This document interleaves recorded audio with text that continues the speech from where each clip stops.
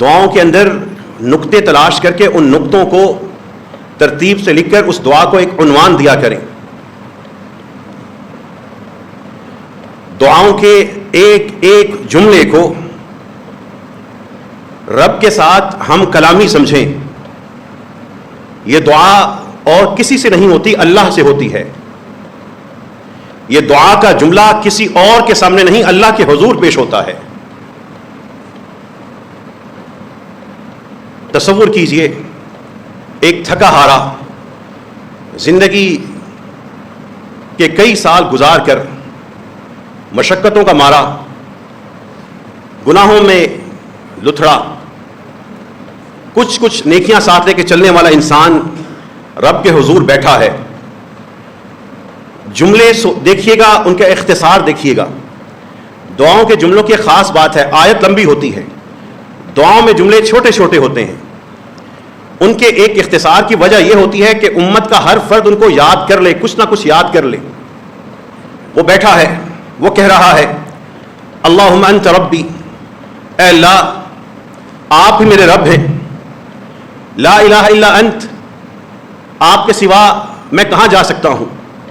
لا الہ الا انت، کوئی قطن لا جب آئے گا اور اگلے لفظ کے اوپر زبر آئے گی لا الہ، اس کا مطلب قطن نہیں ہے، ہو ہی نہیں سکتا. لا الہ، قطن کوئی الہ نہیں ہے.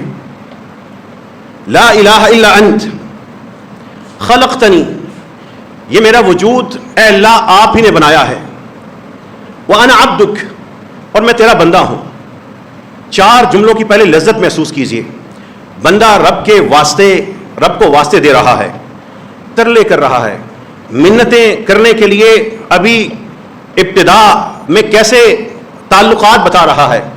اللہم انت ربی لا الہ الا انت خلقتنی وانا عبدک.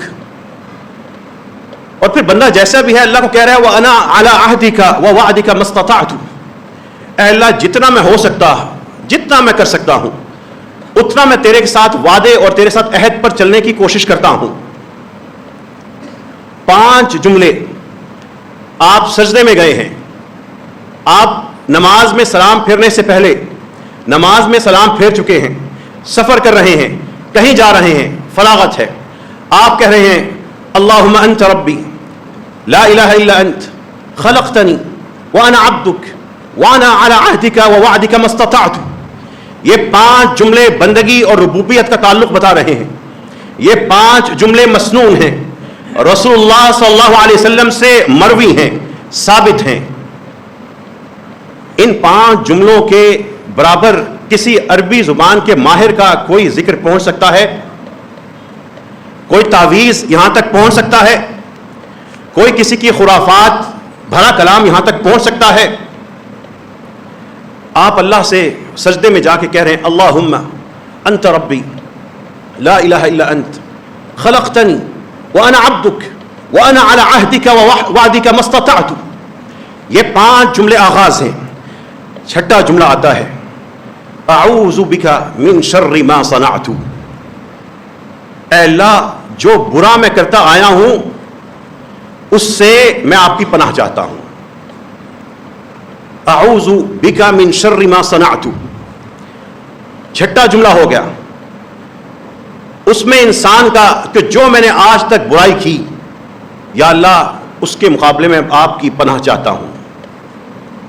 میں لتھڑا ہوا ہوں، مجھے صاف کر دیجئے. میں گرا ہوا ہوں، مجھے اٹھا لیجئے. میں بہکا ہوا ہوں، مجھے راہ پہ ڈال دیجئے. میں راہ سے پھسل جاتا ہوں، مجھے راستے پہ چلا دیجئے. اعوذ بک من شر ما صنعت.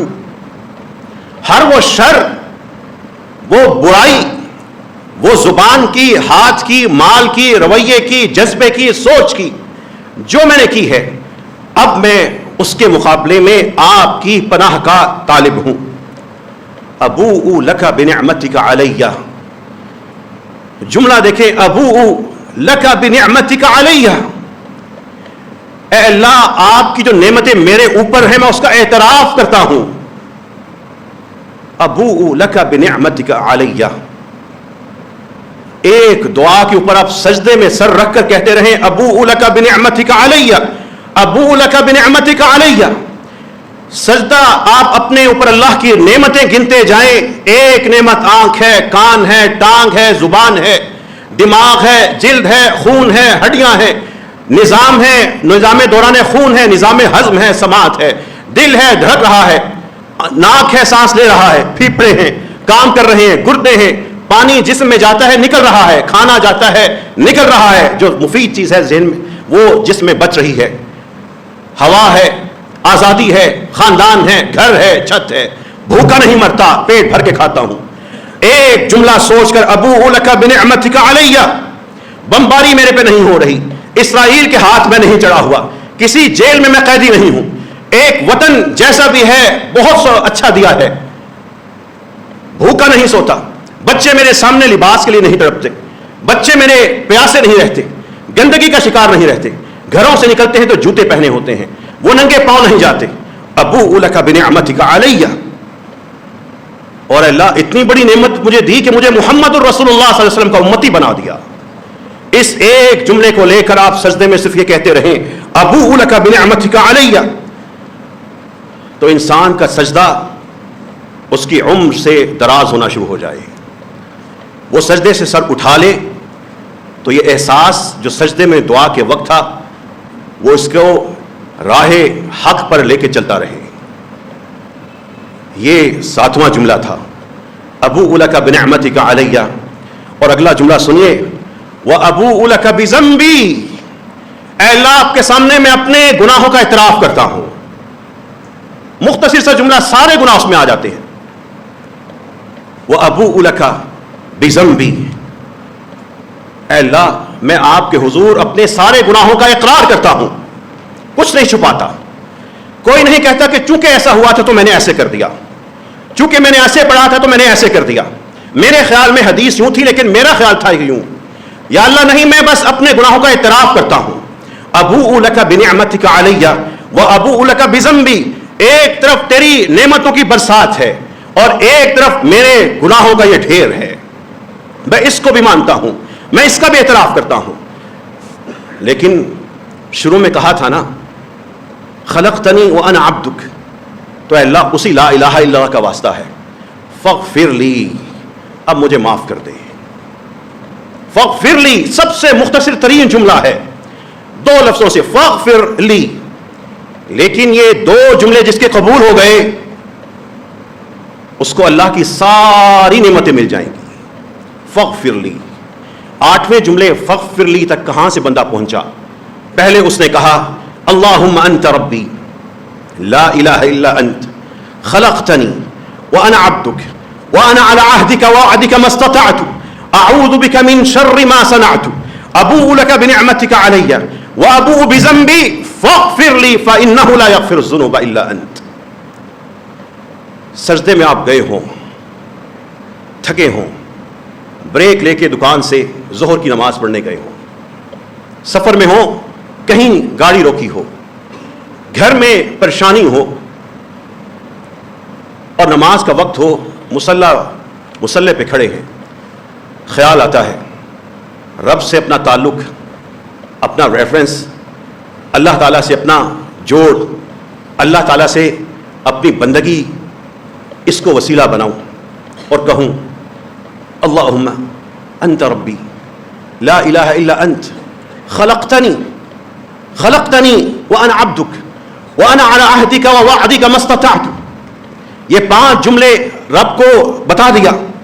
اعوذ بک من شر ما صنعت ابوء بنعمتک علی وابوء بذنبی فاغفر لی فاغفر لی فاغفر لی فانہ لا یغفر الذنوب الا انت. کہیں آپ کی زبان ابوء لک بنعمتک علی اس پہ رک رہی ہے، کہیں آپ دہرا رہے ہیں ابوء لک بذنبی ابوء لک بذنبی ابوء لک بذنبی. کسی سجدے میں آپ دہرا رہے لا الہ غیرک لا الہ غیرک، کہیں آپ کہہ رہے خلقتنی وانا عبدک خلقتنی وانا عبدک. کسی سجدے میں آپ جا کے کہہ رہے فاغفر لی فاغفر لی. کہیں آپ کی کیفیت میں پہلے جملے پہ زور ہوگا، کہیں کبھی آپ کی کیفیت کہے گی 3رے جملے پہ آپ رکیں گے، کبھی 7ویں کو بار بار دہرائیں گے، کبھی پوری کی پوری دعا دہرائیں گے. رات ہوگی، اٹھیں گے فجر سے کچھ دیر پہلے، اٹھنا تو ہے وضو تو کرنا ہے لیکن اس سے بھی آدھا گھنٹہ پہلے آپ اٹھیں گے, تہجد شروع کریں گے, کھڑے ہیں رب کے حضور, سجدے میں گئے, یہ دعا چلی جا رہی ہے. سوچئے تو صحیح اس دعا کا لطف کیا ہوگا. دعاؤں کا لطف لیجئے, لطف تب ہوگا جب دعا آتی ہوگی. بہت سے یہ دعا سنتے ہوئے سوچ رہے ہوں گے 9-10 جملے ہیں, لمبی دعا ہے, مجھے تو چھوٹی چھوٹی دعائیں پسند ہیں, میں تو وہی یاد کرتا ہوں. کب تک زندگی ایسے گزاریں گے؟ کب تک رسول اللہ صلی اللہ علیہ وسلم سے دور دور, ان کی دعاؤں سے دور دور رہیں گے؟ وہ کب وقت آئے گا کہ رسول اللہ صلی اللہ علیہ وسلم کی زیادہ تر دعائیں آپ کو یاد ہوں گی.